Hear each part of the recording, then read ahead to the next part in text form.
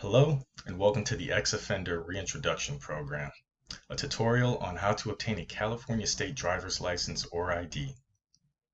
This is sponsored by the Miguel Contreras Foundation, a 501c3 program and partner of the LA County Federation of Labor.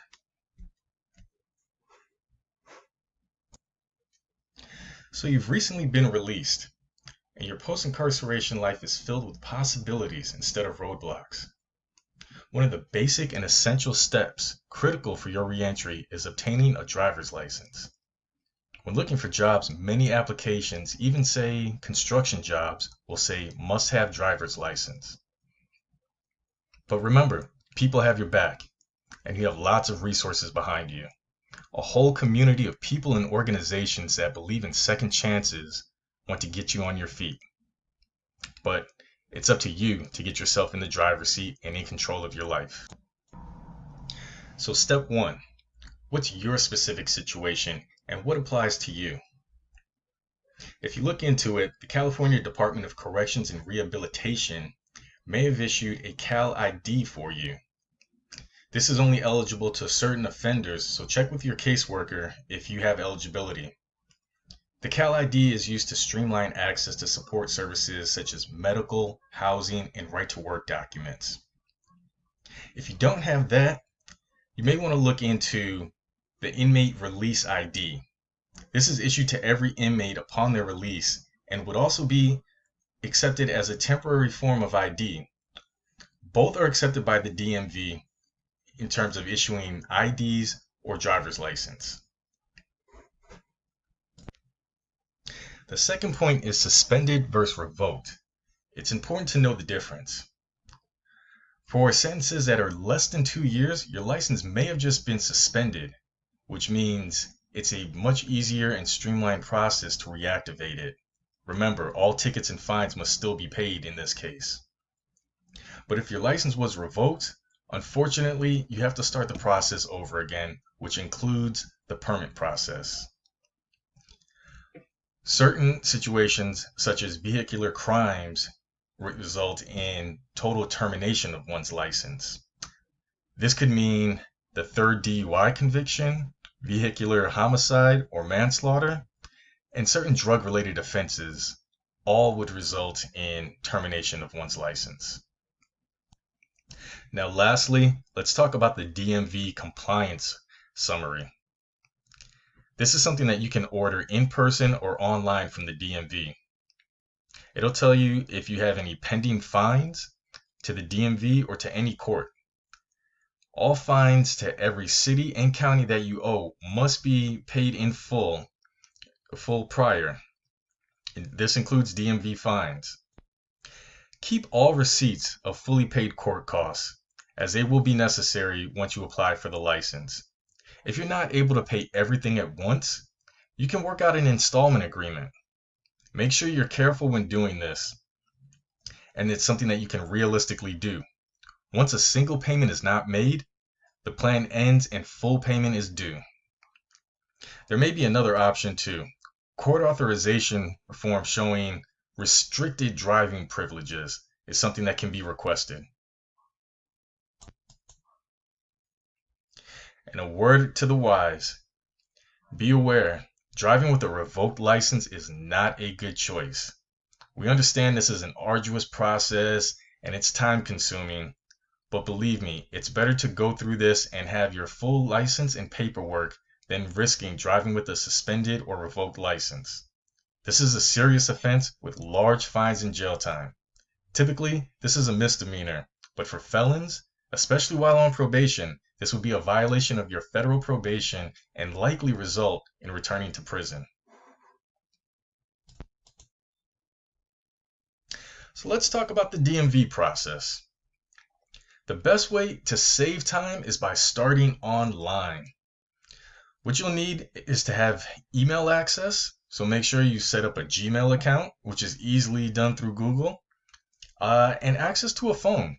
This can be a cell phone where you can get text or a hard line where you can give voice verification. But once you have your online account, you can set up the initial pre-paperwork and save time once you go to the DMV. Make sure you do your research. Everyone's case is different and there may be specifications that only apply to you. Make sure all IDs, which will be discussed a little later, are in order and you have everything completely filled out. This can save you days or even weeks in the process. And lastly, make an appointment. We'll discuss later about the tests, written and driving tests. And if you make the appointment beforehand, you can save yourself a lot of time and not stand in lines like these.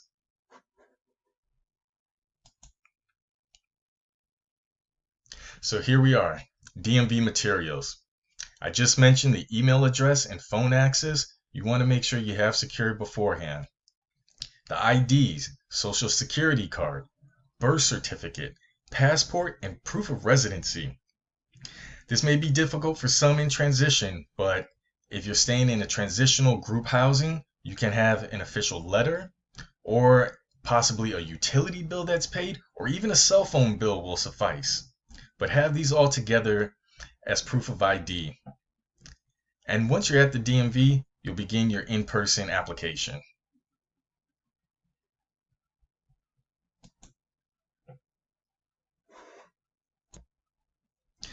So as mentioned before, if your sentence was 10 years or longer, you may need to reestablish driving history with the DMV altogether. And that means starting with the permit process.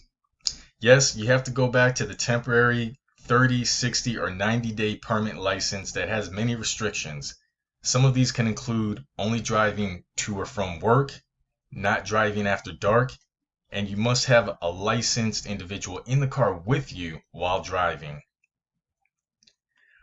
But don't fret, this is only a temporary process. Also, you need to be prepared for the written test and road test. Make sure that you study. Many people believe driving is like riding a bike and you never forget, but you have to be aware of all the road rules and be able to test well with this. Most people, in fact 55%, fail the test on their first time. Make sure this isn't you and do the studying. And when driving, prior to taking the road test, practice with friends and family. Make sure you're comfortable. Go on surface streets and the freeway. You don't want to fail that test because it can delay and further delay your license. And lastly, the vision exam. This is something very simple, so make sure you have any glasses or contacts during the day of your test. Additional items that you may be overlooking: registration and insurance. This is important. California vehicles must be registered each year, and you want to have the proper tags and registration in the vehicle at all times. It may be a costly process in addition to the license, but it's worth it. Additionally, you have to have proof of insurance in the vehicle at all times. This is easy enough. You may be familiar with many of the companies as they advertise on billboards, buses, and TV commercials. Geico, Progressive, State Farm, Adriana's are just some of the examples. So congratulations, you're taking a great first step on your re-entry into society. Good luck on the next steps and enjoy the ride. For additional information or questions you might have, feel free to contact the Miguel Contreras Foundation at the information listed here. Thank you.